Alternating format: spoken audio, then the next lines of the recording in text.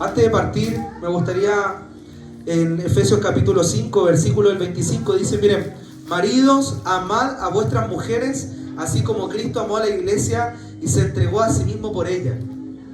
O sea, muestra y dice, maridos, amen a sus mujeres, ¿cómo? Y les voy a dar un diseño, un modelo de amor, dice Pablo. El diseño de amor es Cristo. Y los maridos tenemos que aprender a amar a nuestras mujeres como Cristo amó, que se entregó a sí mismo por ella. Dice, ¿y por ella quién? La iglesia. La iglesia es la novia del Señor, es su esposa. Y dice, para santificarla, habiéndola purificado en el lavamiento del agua por la palabra, a fin, con el propósito, miren, de presentársela a sí mismo una iglesia gloriosa, que no tuviese ni mancha, ni arruga, ni cosa semejante, sino que fuese santa y sin mancha. Yo decía, Señor, despierta tu iglesia para que te puedan ver como el esposo, como el novio. Porque todo aquel que se identifica como una novia, como una esposa, prepara su boda. Y los creyentes que están hoy día velando y perseverando son creyentes que se han dado cuenta que pronto vienen las bodas del Cordero. Y que el Cordero viene pronto a casarse con su esposa. Miren Apocalipsis 19, 7. Dice, estamos ya en el término del último libro, capítulo 19. Y eso que tampoco le digo el 22. Miren lo que dice en el 19, 7. Gocémonos y alegrémonos y démosle gloria, porque han llegado las bodas del Cordero y su esposa se ha preparado. Y decía, Señor, hay una esposa tuya, que es tu iglesia, hoy día se está preparando. Se está preparando. ¿Para qué? Para casarse contigo. Permíteme ver, le decía el Señor, permíteme verme como una esposa, como una novia que se tiene que preparar, que tiene que madurar, que tiene que preparar su vestidura para casarse. En el capítulo 22 dice, y el espíritu y la esposa, ya no es la novia. En el último capítulo de la Biblia, hermano, usted va a leer, y el espíritu y la esposa dicen, ven. O sea, la esposa ya se casó, la novia ya se casó. En el capítulo 22 la iglesia ya está casada con el esposo. ¿Se cuenta lo maravilloso que es el Señor y cómo Él desea que nosotros podamos despertar a esta identidad de novia? Bueno, amén. Eso era un pequeño extra de lo que es la palabra de hoy, pero quería compartirlo porque estaba de la semana pasada ahí en mi corazón. La generación que conquista, de la serie Diseño y Antidiseño. Estamos perseverando en 2 series, que es Diseño y Antidiseño y 150 capítulos de los últimos tiempos. La semana pasada hablamos uno de ellos que era Salmos 2, ¿no es cierto? Hoy día me gustaría hablarles de un diseño y un antidiseño que tiene que ver con la incredulidad y la credulidad. Hay una iglesia hoy día que de cierta manera experimenta credulidad, confía en el Señor, confía en sus planes, confía en su palabra, en sus promesas. Pero también hay otra iglesia, y es parte de la misma, que está experimentando incredulidad, que está experimentando una frialdad, que está experimentando duda constante de los tiempos que está viviendo, de las situaciones que está pasando y de las cosas que vienen a futuro. Y si yo le tuviese que decir cuál es la esperanza más grande como hijo de Dios a la cual estamos llamados, sería a poder vivir una vida no terrenal, espiritual, con una esperanza firme y segura. El autor de Hebreos dice, tenemos una ancla firme y segura, la cual es Jesucristo. Una ancla. Y ahí nos muestra que como iglesia y pueblo de Dios estamos en un mar tempestuoso. Estamos en un mar. La iglesia está en un mar constante. De repente se levantan tormentas, se levanta grande oleaje, y nosotros tenemos que decir, Cristo es mi ancla. Y cuando yo estoy en Cristo, puedo estar firme y seguro y tener una esperanza de vida eterna. Amén. Y por eso hoy día necesitamos ver este diseño y antidiseño que se ha levantado muy claramente para que podamos darnos cuenta que también hay una generación que está conquistando hoy día una tierra que le pertenece. Leíamos el día miércoles cómo este rollo con los 7 sellos fue entregado a uno solo. no había ni uno digno. Dice que Juan se entristeció, se lamentó, dice no hay ni uno digno, y un anciano le dice, pero tranquilo Juan, porque la raíz de David, el león de la tribu de Judá, es el que puede abrir los sellos. ¡Wow!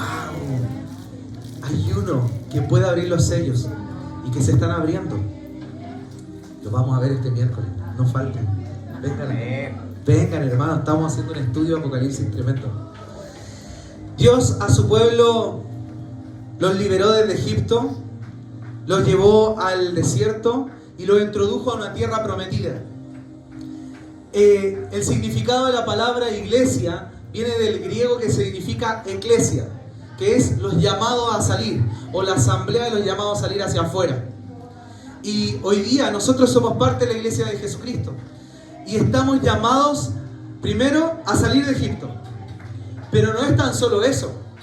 Porque desde muy temprano a mí, desde mi juventud, me explicaron que somos los llamados a salir desde el mundo, desde Egipto.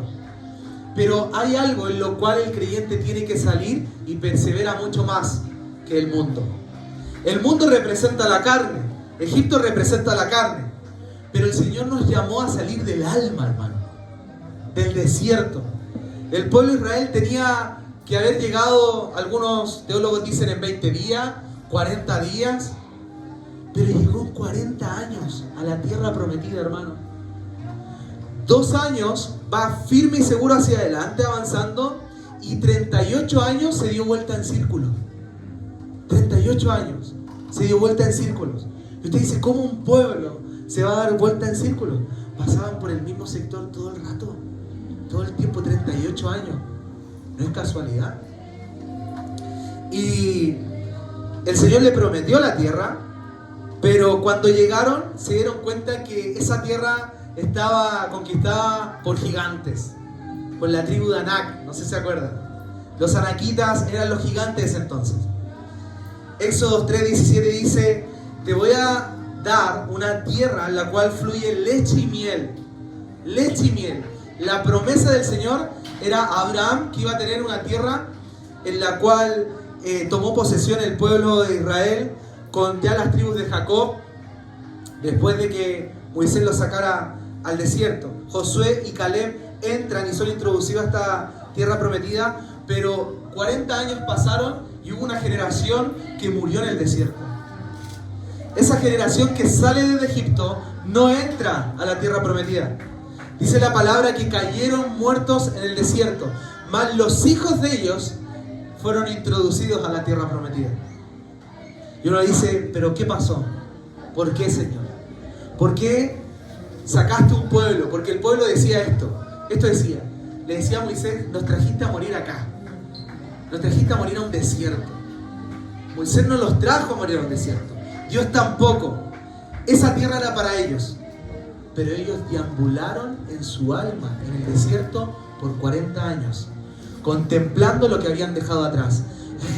¿No se acuerdan si cuando comíamos carne ahí en Egipto, pero se le había olvidado que habían sido esclavos?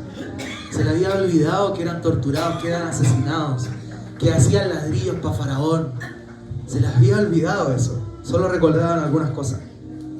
En el camino a la tierra, el gran enemigo del pueblo no fueron invasores, ni las dificultades del desierto, ni los gigantes de Anac, sino su propia incredulidad, hermano. La propia incredulidad del pueblo. Y Dios contende con la incredulidad. No le gusta la incredulidad. Pero ¿sabes por qué? Porque nadie que quiera agradar el corazón puede acercarse dudando que Dios existe. Nadie.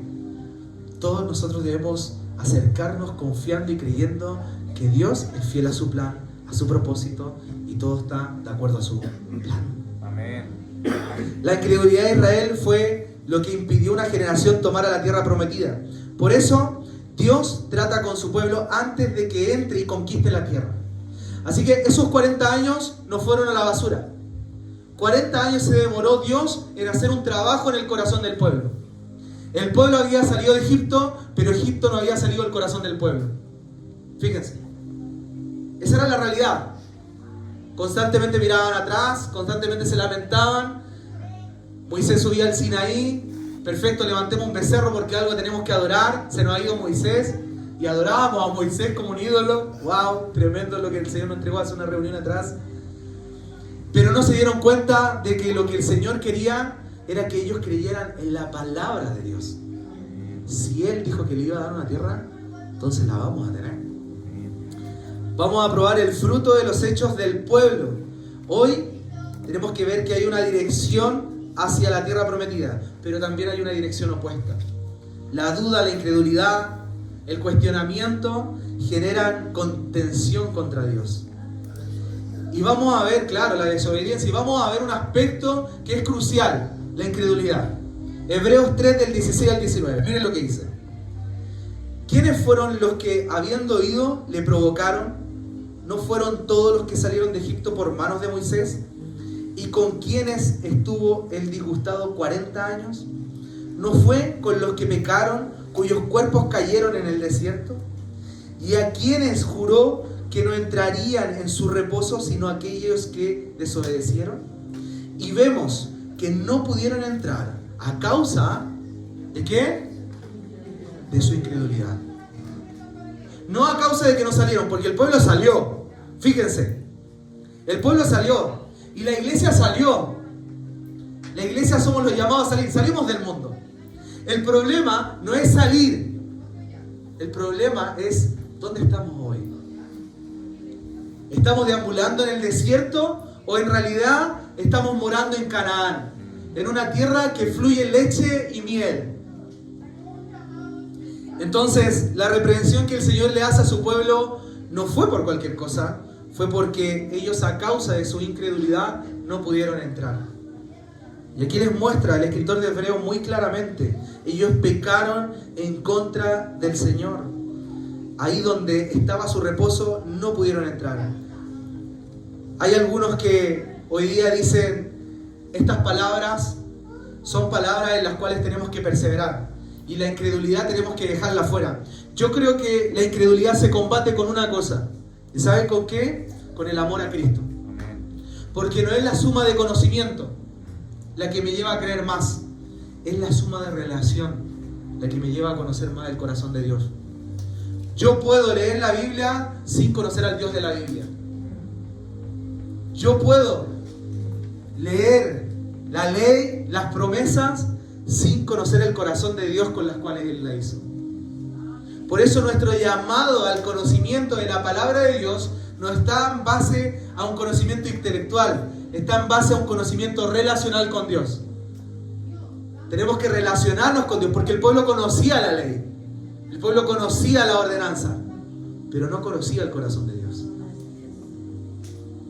Lucas 12:45 dice, mas si aquel siervo dijese en su corazón, mi señor tarda en venir, comenzaré a golpear a los criados y a las criadas, y a comer y a beber y a embriagarse.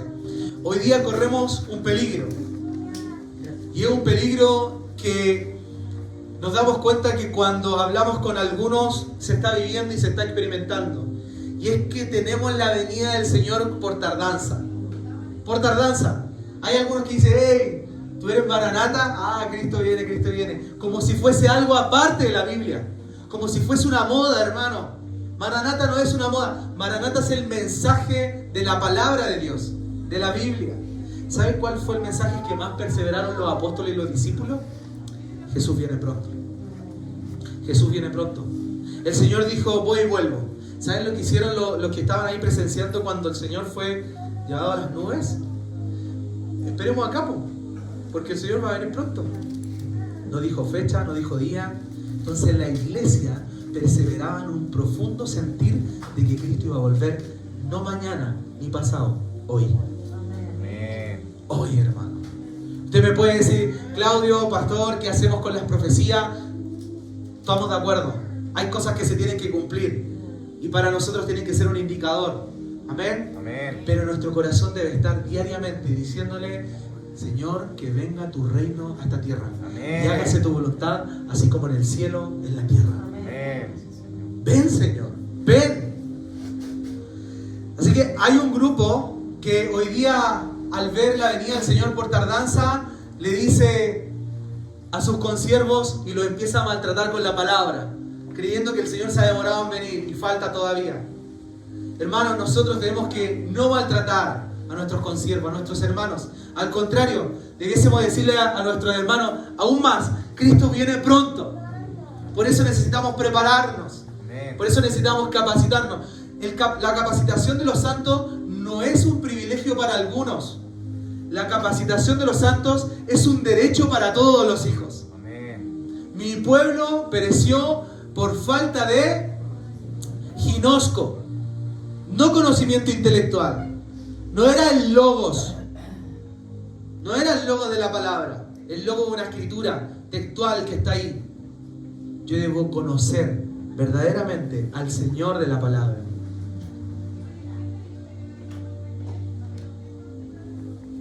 Debo conocer un rema de parte del Señor. ¿Ha tenido un rema? ¿Ha tenido un rema? ¿Sabe cuál es el rema? El rema es la palabra hablada desde la boca del Señor, que llega a su corazón. Este es el logo, pero tiene que llevar como un rema a mi vida. Tiene que llegar a mi espíritu. Yo cuando la leo, la debo leer en el espíritu. No debo leerla como un libro de instrucción, y tampoco como un libro de historia. Yo tengo que leerla para hallar a Cristo, al Dios de la palabra, al Señor de la palabra. Amén. Amén. La murmuración, mire, veamos la murmuración del pueblo. 1 Corintios 10 del día al 11 dice: ni murmuréis como algunos de ellos murmuraron y perecieron por el destructor. Y estas cosas le acontecieron como ejemplo y están escritas para amonestarnos a nosotros, a quienes han alcanzado los fines de los siglos. No murmuremos. La murmuración trae debilitamiento espiritual. Cuando caemos en la murmuración, hermanos amados, ¿saben lo que nos pasa? Que no nos podemos mirar a los ojos. ¿Le ha pasado? No nos podemos mirar. Y nosotros necesitamos mirarnos cara a cara. Necesitamos decirle al Señor, queremos ser cada día más puros, Señor. Porque no vamos a caer en lo que cayó tu pueblo hace muchos años atrás. Que mientras Moisés estaba, bueno, todo bien, y aún así murmuraban delante de Moisés. Mientras Aarón trabajara para el pueblo, todo bien, pero aún así murmuramos. Hermano, muchas cosas van a ver en la iglesia que quizás no nos van a gustar. Y no estoy hablando de esta iglesia local, estoy hablando de la iglesia universal. Van a haber cosas que quizás, como que nos cuestan. Pero el mismo Señor dijo, cuando coman el cordero, recuerden comerlo con las hierbas que están alrededor. El cordero se come con hierba amarga. No es un manjar solamente decir, uy, qué maravilloso esto, qué plácido, esto es muy cómodo. La iglesia es el lugar más cómodo del mundo. Hermano, la iglesia también lleva hierbas amargas. Y necesitamos aprender a comerlas con todo lo que el Señor nos dijo. A veces pensamos y decimos, Señor, cuando tú hablaste de hospitalidad, ¿a qué te referías? Y de repente nos cuesta recibir a un hermano en la casa. Nos cuesta abrir la puerta, nos golpean y dicen, estoy medio ocupado, o estoy en pijama. Y lo atendemos ahí en la puertita afuera nomás. Ser hospitalario es un corazón del Señor. Es decirle, en realidad, Cristo me abrazó a mí y yo te puedo abrazar a ti. Es presentarse puro, transparente delante de las personas, hermano. De repente a mí me dicen, pastor, usted que es accesible. Y digo, sí. Y algunos pastores dicen, hey, no seamos tan accesibles. ¿Por qué? Porque hay mucho rompimiento de límite. Hay muchas cosas que van a afectar. Sí, creo que pueden haber cosas que van a afectar. Pero yo estoy preparando a discípulos. No a miembros solamente y no a personas que vengan a escuchar un mensaje. Amén. Discípulos que nos damos cuenta y que podemos abrir nuestro hogar y decimos, hey, esto es. Yo te puedo conocer en la intimidad y no me voy a ir corriendo. Al contrario, te voy a abrazar en tus diferencias.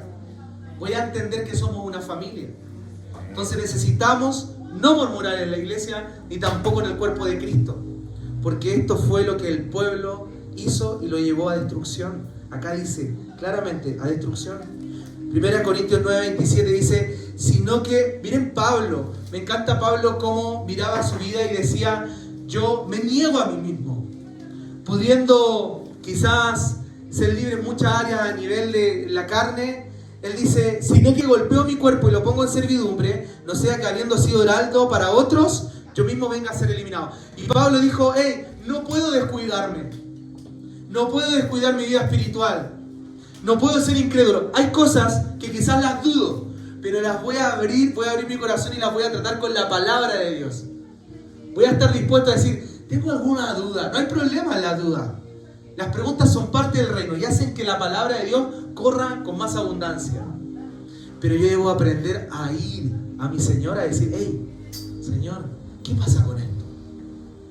¿Se ha quejado delante de Dios? Usted tiene que quejarse delante de Dios, no delante de las personas. Tenemos que quejarnos delante de Dios, no de las personas. Porque Dios es Padre. Y dice, acérquense confiadamente al trono de la gracia. Confiadamente, ¿cómo? Como un hijo. ¿Y cómo se acerca un hijo a usted? ¿El hijo lo mira de lejos y va de a poco? ¿O en realidad el niño... Los míos me pegan cabezazos. Yo lo siento y de repente, ¡oh! ¿Qué te pasó? Y yo, rápidamente me habla. Acérquense confiadamente como un hijo al trono de la gracia. Y hay en misericordia y gracia el oportuno socorro. No necesitamos escondernos de Dios, porque Él conoce todo nuestro corazón. Así que acérquese al Señor como papá. Entonces Pablo se da cuenta y dice, si yo no aprendo a golpear mi cuerpo y a darme cuenta que hay cosas que no debo hacer y que no debo caer, yo mismo, que era maestro para muchos, voy a quedar eliminado. Wow, yo digo, Pablo, qué corazón más sincero de decir, hey, tengo que sujetar también mi carne, no crean que no sufro tentaciones también. Hay cosas que... Imagínense Pablo que fue educado a los pies de Gamaliel. ¿Saben lo que era Pablo? Pablo no era cualquier persona, como de cualquier quizá círculo. ¿Saben? Pablo había nacido en una familia acomodada. Su padre, ¿sabe qué es lo que hacía? Era arquitecto del momento. Era arquitecto, los arquitectos quizás que usted conoce y dice, wow, tremendo edificio. El papá de Pablo hacía tiendas de campaña y no creo que eran cualquier tiendas, porque él también aprendió el mismo oficio de su papá. Y él, hermano amado, dijo, yo tengo que también golpear mi cuerpo. Porque pudiendo ser maestro de muchos, yo mismo puedo quedar eliminado. Y a veces creemos que, wow, estamos en las nubes, el Señor nos revela un pasaje y decimos, con esta la voy a romper. Y a mí me pasa, hermano, y de repente decimos, wow, esta revelación es gigante, no es nada comparado con otras cosas, pero nos empezamos a enriquecer con estas cosas y no hallamos necesidad de golpear nuestros cuerpos, porque creemos que hemos trabajado mucho en el Señor. Hermano, nunca es suficiente. Nunca es suficiente. Necesitamos ver que hay cosas que nos pueden llevar a murmurar y a tener un corazón incrédulo. Incredulidad, y esas cosas son las que tenemos que rechazar. Porque el pueblo pereció a causa también de su incredulidad. Murmuraba constantemente. Y ahí es donde nosotros tenemos que decir, hey, conozco y tengo un panorama bíblico del Antiguo Testamento. Me doy cuenta qué es lo que pasó con el pueblo, lo que vivió, y yo no quiero practicar lo mismo que este pueblo. Idolatría. ¿Se acuerdan hace unas prédicas atrás? Levantar un becerro, levantar a Moisés. Moisés, no te teníamos a ti, entonces tuvimos que levantar un becerro. No sabíamos a quién adorar. Entonces le dijimos a Aarón que levantara una imagen y que te la consagrara. Qué lindo el pueblo cristiano. Qué lindo el pueblo de Dios. ¿Sabes lo que hace el pueblo de Dios? A veces levanta cosas aparentemente cristianas y levanta una idolatría, hermano, un becerro. No se da cuenta, pero se lo consagra al Señor. Bueno, así mismo pueden ser parte de nuestras vidas. Veamos un corazón incrédulo ya en el Nuevo Testamento, que quizás nos grafica un poquito más a nosotros. Tomás. ¿Quién se acuerda de Tomás? ¿Se acuerda de Tomás? Sí, amén. Ese discípulo que fue más allá. Qué bueno que quizás si hubiese estado ahí, para ahí un poquito, te estáis pasando, Tomás. Yo le decía, te estáis pasando, Tomás. El Evangelio de Juan, tenemos un ejemplo de un cristiano incrédulo, pero era no cualquier cristiano, discípulo. Era un discípulo. Así que, hermano, podemos ser discípulos y podemos ser incrédulos. No era cualquier cristiano, era alguien que había caminado con el Señor, había dormido con el Señor, había visto los milagros con el Señor, se había sentado a la mesa del Señor, había comido con el Señor, había pasado tiempo con el Señor. Y cuando el Señor se les presenta a sus discípulos, no estaba Tomás. La primera reunión que se hace después de que el Señor fue resucitado, Tomás no estaba. Imagínense. Por eso yo les digo, no falten a la reunión. El Señor puede venir, hermano. Y después le vamos a contar la historia y nos vamos a gozar y usted va a decir, ¿por qué falté a la primera reunión? ¿Por qué fui Tomás en la primera reunión? La incredulidad, hermano. Tomás tenía una doble vida. ¿Sabe lo que significa el nombre Tomás? Significa gemelo, mellizo, doble. Esto quiere decir que Tomás tenía una doble identidad. Tomás creía en el Señor, amaba al Señor, pero también habían cosas que dudaba Tomás. Y no todo lo creía, porque él no creyó la palabra del Señor. Miren, ¿saben lo que no creyó Tomás? No creyó el testimonio de los discípulos. Eso fue lo que no creyó. Lo que les contaron sus hermanos, eso no creyó. Tomás no dudaba tan solo de la resurrección, sino que Tomás estaba dudando del momento que vivieron sus cercanos. La palabra de Dios y el testimonio de Jesús son el hecho que en nuestras vidas debe marcar un antes y un después. Y es por aquellos que todos, por medio de la fe, hemos creído hoy día que Jesucristo es un hecho en nuestra vida. La incredulidad, la murmuración y la queja pueden sacarnos de la carrera. Pueden sacarnos, hermano. Pueden desviarnos del propósito que el Señor ya ha escogido para nosotros. Yo se lo he contado otras veces, pero corrí la carrera, llevo años corriendo la carrera y a veces me he encontrado con hermanos de hace muchos años y ellos ya no creen como creíamos en el inicio. Y hay algunos que incluso han cuestionado la Biblia, la palabra de Dios. Y con conversaciones con ellos yo he entrado ahí como en poder poner las cosas en su lugar, pero la condición de esto me ha dado tristeza y pena en mi corazón. Por eso creo que hoy día necesitamos conocer este antidiseño, porque también vamos a conocer el diseño correcto de Dios. Juan 20, del 24 al 25. Pero Tomás, uno de los 12, llamado Dídimo, contrario o doble, dice, no estaba con ellos cuando Jesús vino. Le dijeron pues los otros discípulos, al Señor hemos visto. Y les dijo, si no viere en sus manos las señales de los clavos, y metiere mi dedo en el lugar de los clavos, y metiere mi mano en su costado, no creeré. 3 acciones. Tomás exigió las mismas cosas que Jesús mostró a sus discípulos. Nosotros a veces cuestionamos lo que Tomás habló, pero ¿saben? Si nosotros leemos el capítulo completo, nos vamos a llevar una sorpresa. La mayor parte de la gente que ministra este texto dice, qué terrible fue Tomás. ¿No es cierto? ¿Lo ha escuchado?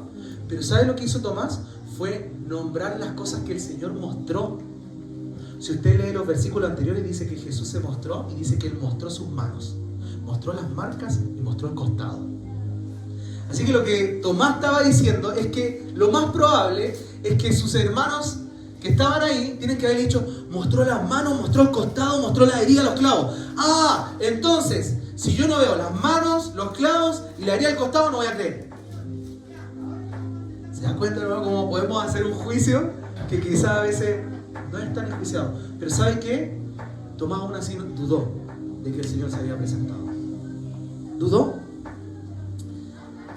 Tomás exigió las mismas cosas que Jesús mostró a los discípulos. La resurrección, el testimonio de los otros y la incredulidad sumaba a un nivel alto, elevado. Tomás dijo, si no viere en sus manos las señales de los clavos, metiere mi dedo en su herida, si no meto mi mano al costado, no creeré. Fueron las mismas partes que Jesús le había mostrado. Vamos a leer Juan 20, el 27 al 29. Luego dijo a Tomás, miren el Señor, lo que le dijo a Tomás. Miren cómo le responde en la segunda reunión. Ya acá estamos hablando de la segunda reunión. En la primera Tomás no presenció al Señor, se lo perdió. Tomás se lo perdió. Pero ya la segunda, Dios permitió que Tomás estuviera. Y ya le dice el Señor, pon aquí tu dedo y mira mis manos. Acerca tu mano y métela en mi costado. Y no seas, sino, ¿cuántos creyentes hay acá? Amén. Amén. Eso es. Debemos creer en la palabra del Señor. Amén. Entonces Tomás respondió y le dijo, Señor mío, Dios mío. Jesús le dijo, porque me has visto, Tomás, porque me has visto, creíste. Bienaventurados los que no vieron y creyeron. Aleluya. Gócense, alégrense, conténtense los que aún cuando no han visto, ellos creyeron. Y ustedes son el testimonio de Jesús. Ustedes son los hermanos que han creído sin ver. Por eso estamos hoy día acá. Así que bienaventurados son ustedes que no han visto y creyeron. Eso está diciendo el Señor. Juan 5, del 39 al 40. Esto no está ahí. Dice, miren, el Señor le habla en un momento a los fariseos y le dice, escudriñáis las Escrituras porque a vosotros parece que en ellas tenéis vida eterna y ellas son las que dan testimonios de mí. Y no queréis venir a mí para que tengan vida. Yo pensaba en Tomás, pensaba en los fariseos. Y yo decía, Señor, ¿cuántas veces hemos escudriñado tu Escritura? Pero no hemos ido a ti. ¿Cuántas veces, Señor, hemos conocido realidades bíblicas? Pero, Señor, no hemos creído en lo que tú has hecho verdaderamente en nuestras vidas. ¿Cuántas veces hemos visto las sanidades que tú hiciste? El ciego, el leproso, el paralítico, esto, otro. Pero aún así, dudamos de que tú nos puedas sanar. ¿Cuántas veces, Señor? Por eso hoy día tenemos que creer en la palabra de Dios. Ya Pedro dice, esta es la palabra profética más segura a la cual hacen bien oír. Esta es la palabra profética. Hermano, usted y yo tenemos una palabra profética segura a la cual hacemos bien oír. ¿Y cuál es la palabra profética más segura? La palabra profética, la palabra que sale de la boca de Dios y que hace una transformación en nuestras vidas. Amén. Así que cuando escudriñemos la Escritura, no seamos como los fariseos. Cuando escudriñemos la Escritura, no veamos que hay vida eterna en ella solamente, sino que por medio de Cristo hallamos vida, y cuando leemos esta Escritura queremos leerle a Él. Queremos conocerle a Él. Hoy, aun cuando hemos caminado con el Señor por un tiempo, hemos tenido la experiencia con Él. Poder tener un corazón incrédulo, un corazón que no crea incluso en la palabra de sus hermanos. Tomás fue así, no creyó en la palabra de sus hermanos. Yo pienso y digo, si ustedes me están bromeando y yo estoy en esa reunión y yo llegué después, no vi al Señor, yo los voy a mirar a la cara. Mikey, ¿me estás mintiendo o no? Pero yo conozco a Mikey. Y miro a Jorge después, pero ¿será verdad, Jorge? Carol, a ver, no, es que... Y voy a mirar y voy a decir, ellos no me están mintiendo, porque los conozco. Pero no van a estar incrédulos, hermano, y el Señor se lo dice, que ni aún al ver las caras, que yo digo, deben haber estado a punto de desmayarse estas personas, al haber visto al Señor, aún así no creen. Hermano, saquemos toda incredulidad de nuestro corazón. Amén. Rechace todo espíritu de incredulidad que hoy día pueda actuar en su vida. Rechácelo. Amén. Rechácelo. Recuerde que hay un avance espiritual en su corazón y usted tiene que aprender a conquistarlo. Creer y buscar al Señor. Hebreos 11:6. Pero sin fe es imposible agradar a Dios, porque es necesario que Él, que se acerca a Dios, crea que le hay y que es galardonador de los que buscan. Hay dos acciones en este texto. Primero, creer que le hay. Creer en el Señor. Pero también hay una promesa. Hay una promesa maravillosa en este extracto pequeño de la palabra, porque dice que Él es galardonador. O sea, que Él da premios, galardones. ¿A quiénes? A quienes le buscan. A quienes le buscan. Conocemos un poco el corazón de David. Hemos hablado este último tiempo de él. Y David dijo en un momento, una cosa buscaré. Una cosa te pido, Señor, y esta buscaré: habitar en tu casa todos los días de mi vida e inquirir en tu santo templo. ¿Sabes lo que hacía David? Decía, una cosa buscaré, habitar. Una cosa haré, permanecer ahí en los atrios de mi Padre y buscarte cada día de mi vida. Buscar una acción que tiene que llevarla a cabo usted.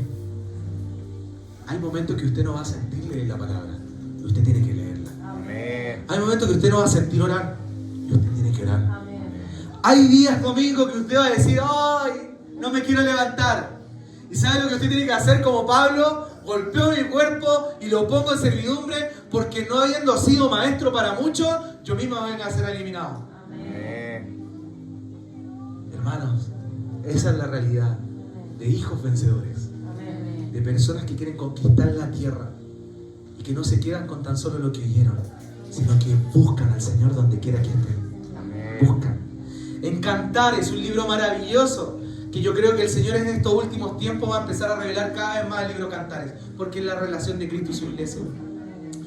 Dice, atráenos en pos de ti, atráeme Señor, le dice, atráeme en pos de ti, plural, y en pos de ti correremos, singular. Atráeme. O sea, me vas a atraer a mí, pero cuando tú me atraigas, vamos a correr mucho, Señor. Voy a llevar a muchos a correr en pos de ti, Señor. El Señor está trayendo a su iglesia con el fin de que muchos lleguen a Él. Y esa es la obra que Él está haciendo en los últimos tiempos. Yo soy un convencido, hermano, que el Señor en esta última era va a haber un derramamiento tremendo de su Espíritu, donde en muy poco tiempo Él va a llevar a muchos a creer en Él. Porque Él no quiere que perezcan, Él quiere que todos lleguen a salvación. Así que vamos a creer en el Señor, pero no tan solo vamos a creer, vamos a buscarlo. Amén. Vamos a buscarlo. Marta, ¿conocen a Marta? Marta también. Marta no era cualquier persona. ¿Saben lo que era Marta? ¿Quién se acuerda que era Marta? Amiga. Y él dice, amiga del Señor. O sea, hermano, una cosa es ser su discípulo, ¿no es cierto?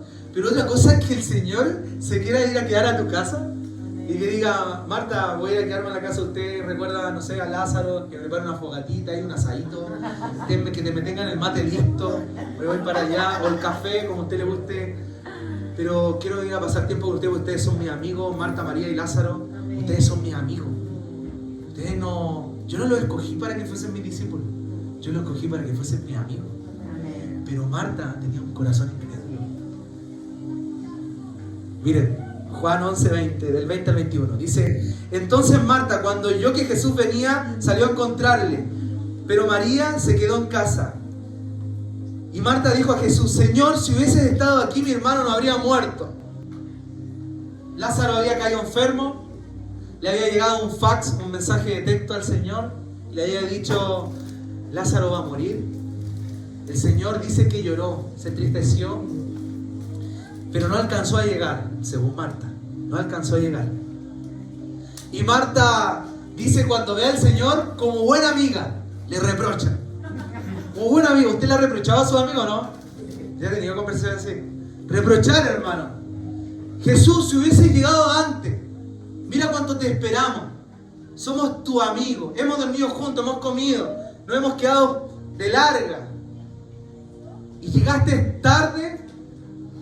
Y si tú hubieses llegado, tu amigo y mi hermano no hubiese muerto. Pero Marta conocía una parte, y era la palabra, pero no conocía al Señor de la palabra. Porque Marta confiaba plenamente. Miren lo que dice Juan 11, 25 al 27. Jesús le dijo, Marta, yo soy la resurrección y la vida. El que cree en mí, aunque esté muerto, vivirá. Y todo aquel que vive y cree en mí, no morirá eternamente. ¿Crees esto? Dice Marta. Yo la sujetó, la miró y dijo, ¿crees esto, Marta? ¿Lo creo o no? Sí, Señor. Ya fue diferente la conversación. Pasó de un ámbito paralelo a ponerse en sujeción. Y dijo, sí, Señor. Yo he creído que tú eres el Cristo, el Hijo de Dios, que has venido al mundo. Ella necesitó esta exhortación de parte del Señor. ¿Saben qué? Marta creía muy bien y conocía la palabra, por hermano.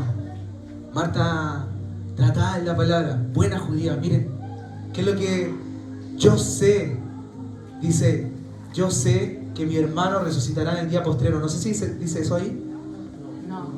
No, ese es otro texto. Bueno, en ese momento, en la conversación que tuvo con el Señor, Marta le dice, Señor, yo sé que mi hermano va a resucitar en el día postrero. Marta conocía los tiempos del Señor, conocía la ley, conocía la palabra.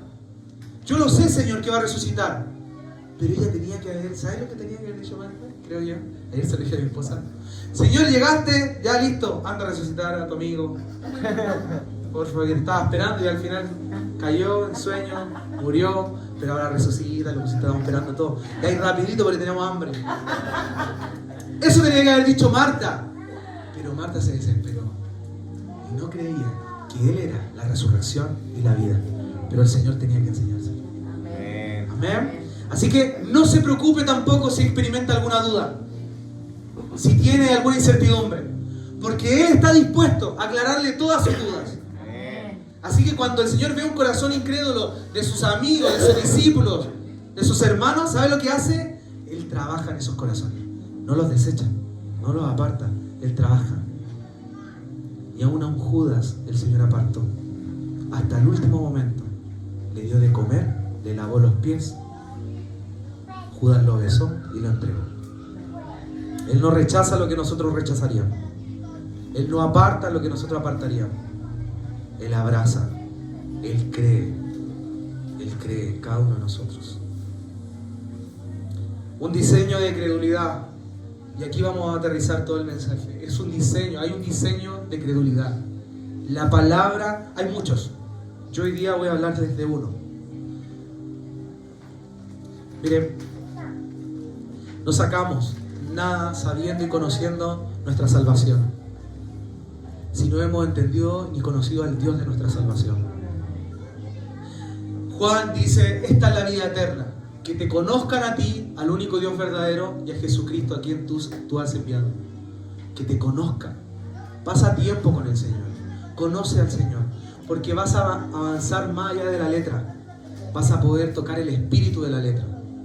Esto es otro nivel a nivel espiritual, hermano. Es ser David con hambre.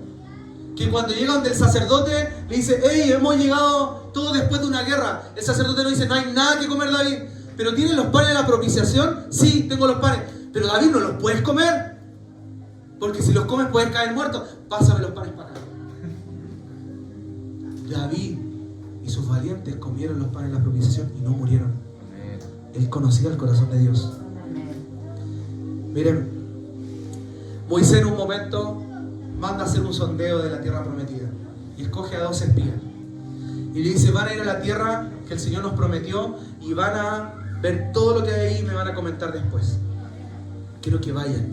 Y entre ellos habían 2, Josué y Caleb, 2 jóvenes, Josué y Caleb. No eran cualquier joven, recuerden que eran 2 espías, o sea, secos en guerra, maestros en la guerra, en la batalla. Ellos eran soldados. Moisés los manda. Y ellos tienen una actitud tremenda, porque cuando el pueblo entra en murmuración, en queja, porque la murmuración, ¿sabe lo que termina al final? En queja, hermano. Por eso es tan dañina a nivel espiritual para el creyente. No caiga en la queja. Cuando usted tenga una semana, porque esto pasa en la vida espiritual, ya no porque me lo han contado, porque leí un libro, porque lo he experimentado. Cuando usted tenga una semana difícil, no caiga en la queja constante. Quizá usted va a decir 1, 2, 3, 4 palabras de queja, pero usted no se va a sentir mejor, usted se va a sentir peor. Usted vaya y comience a invocar el nombre del Señor. Adore al Señor, levántele un cántico, porque si usted le levanta alabanza en medio de su queja, usted le va a decir al Señor, pero yo sé que tú venciste. Yo sé que eres creído, yo sé que eres mi Dios. Ore al Señor para que esa queja sea transformada en gozo y en alegría. Hermano, manda a estos 2 espías. En Números 13, del 27 al 29, le dice, nosotros llegamos a la tierra a la cual nos enviaste. Esta tierra ciertamente fluye leche y miel. Es verdad lo que nos dijeron. Es verdad lo que nos prometió el Señor. Aquí tiene su fruto, dice. Pero la gente que habita en esta tierra es fuerte. Los ciudadanos son grandes y es fortificada esta tierra. Además, allí vimos a los hijos de Anac. Hermano, llegan los 2 espías. El panorama era desahuciante para ellos. Ellos llegan a donde Moisés y llegan donde estaban todos los ancianos. ¿Y saben lo que comenzaron a hacer? A quejarse, a lamentarse. Y empezaron a decir, no vamos a poder. Así que demos la vuelta y vamos para otro lado. No vamos a poder entrar a esa tierra. No vamos a poder. Fíjense, es fortificada. El pueblo que está ahí es fuerte. Y no tan solo fuerte Moisés.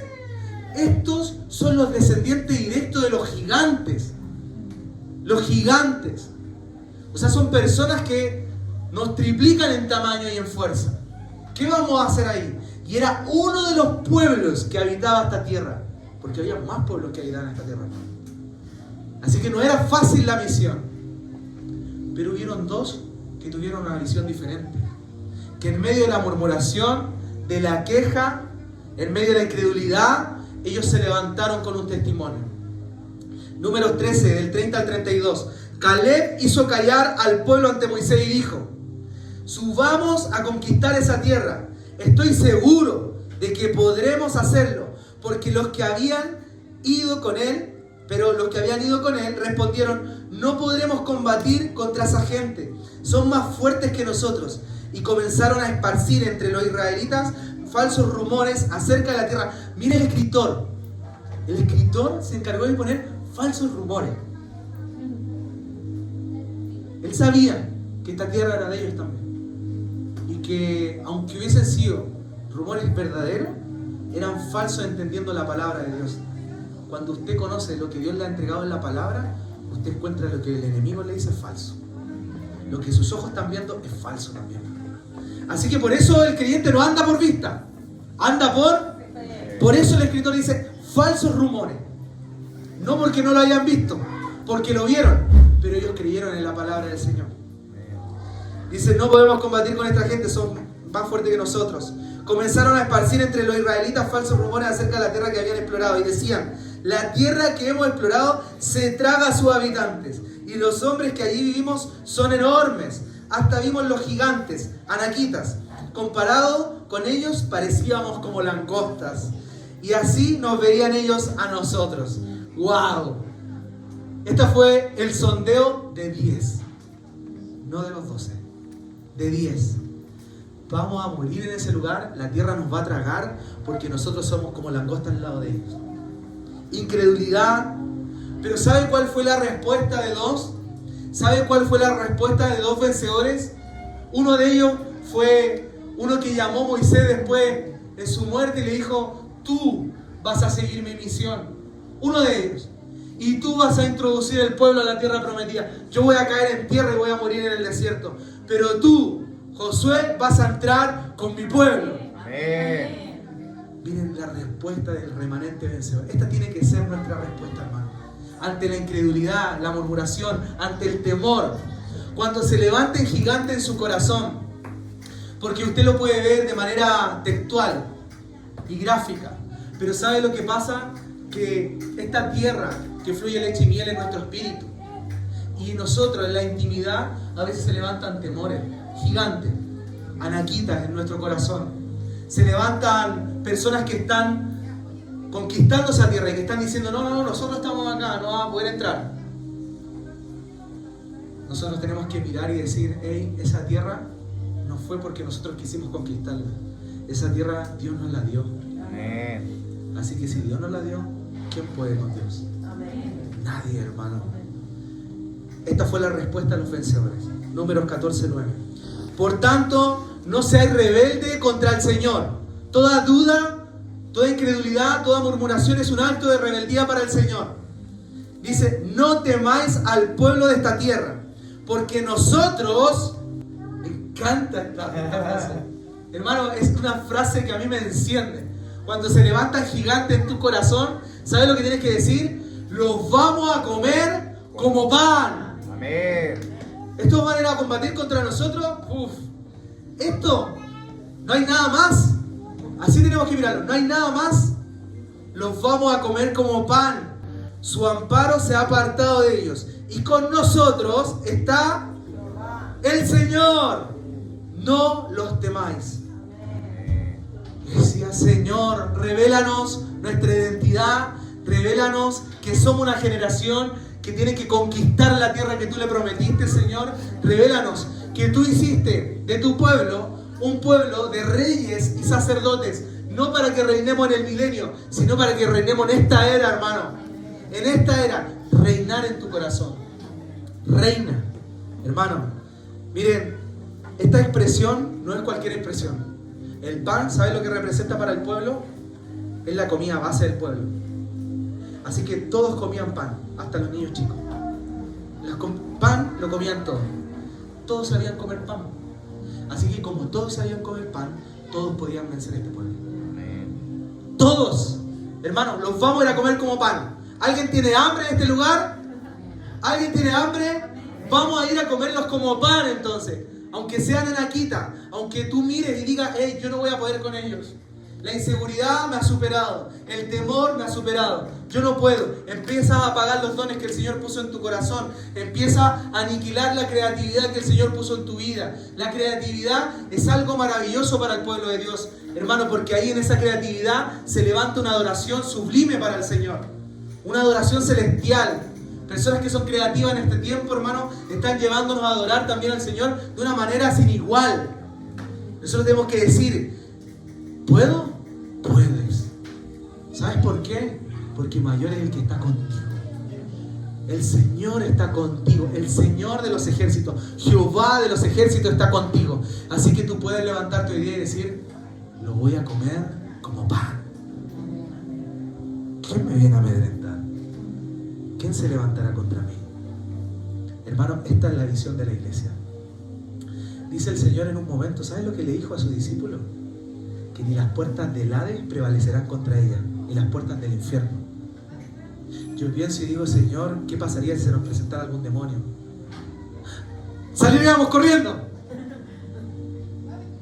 Hermano, más de 3 veces he hecho liberación. Y es un ambiente fuerte. Es tremendo. Tú sabes que no estás combatiendo contra personas. Tú sabes que hay un demonio. Y he tenido las ganas de salir corriendo. No crean que no. Pero el Señor ha sujetado mi corazón como Josué. Y ha dicho, ve y los vas a comer como pan porque vas en mi nombre. Hermano, cuando se presenten situaciones complejas, no salgas corriendo. Cuando quieras salir, no salgas corriendo. Cuando hay momentos que tú dices, hey, esto yo no lo quería vivir, levántate como Josué, levántate como Caleb, porque esa es la generación que entró a la tierra. ¿Y sabes lo que dijo? Esa tierra que fluye leche y miel es nuestra, ahora es nuestra. No se preocupen de la hermana Patricia que... Hermano, no se preocupen, porque ella es algo de ella personal. Yo me asustaba, hermano. Y diga, denle un vaso de agua a mi suegra. ¿Se la hace peor? Sí. No se asusten de eso. Yo los miraba y decía, no le va a pasar nada. Mayor el que está en ella. Amén. Entonces, tenemos que ver que no debemos tener su venida por tardanza. Amén. No debemos tener un corazón de Tomás, Dídimo, un doble estándar. Con el Señor no debemos ser incrédulos. Si lo que nos dicen del Señor y lo que está escrito en su palabra, eso vamos a creer. Eso vamos a creer. Hermano, un diseño correcto con respecto a nuestra fe y a nuestras creencias nos tiene que permitir el Señor avanzar en esto, creer en esta realidad, no vivir como estamos viviendo de manera hoy día natural, puesto en los ojos humanos. No, es que me está pasando esto, es que no tengo trabajo, es que no tengo esto, es que no voy a vivir esto acá, es que me va a faltar. Hermano, ¿quién está contigo? ¿Quién está contigo? Esta es la generación que conquista, no la que se deja conquistar por este mundo. Hay un mundo que te va a querer conquistar. Hay una Babilonia que se va a levantar. Hay un rey que te va a ofrecer sentarse a su mesa. Y te va a decir, así como le dijo a Daniel, siéntate en mi mesa y vas a comer mis manjares y mi vino. Pero hay un remanente que hoy día se levanta en la iglesia de Cristo y que le dice, yo no quiero esa comida. Con legumbres me basta. Con agua me basta. Con tal de que tenga el Señor es suficiente. Que seamos los que hoy día no tienen una mirada natural de nuestra condición, sino una mirada de fe, con una generación que está hoy día venciendo por medio de Cristo y va a entrar a conquistar esa tierra. Hermano, conquista el espíritu que está en ti. Entra a tu espíritu. A veces nos cuesta levantar las manos, nos cuesta adorar. A veces nos cuesta ser impactados por la palabra, porque hemos vivido mucho tiempo en el alma. Es tiempo de entrar a las recámaras del espíritu y decir, Señor, quiero todo lo que tú me quieras dar. El Señor da semillas al que siembra. Recibe esta palabra. El Señor da semilla al que siembra. Así que no vamos a esperar sembrar cuando tengamos semilla. Comienza a sembrar ahora. Comienza a sembrar, porque el Señor te va a dar semilla, porque Él así lo propuso.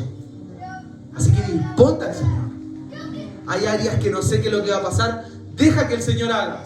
No sé si tengo el don de lengua, desata ahí tu lengua, comienza a orar al Señor. Y si lo tienes, amén, y si no, amén, tiene otros más. Amén. Hermano, toma lo que el Señor te dio y llega a conquistar la tierra. Pónganse de pie.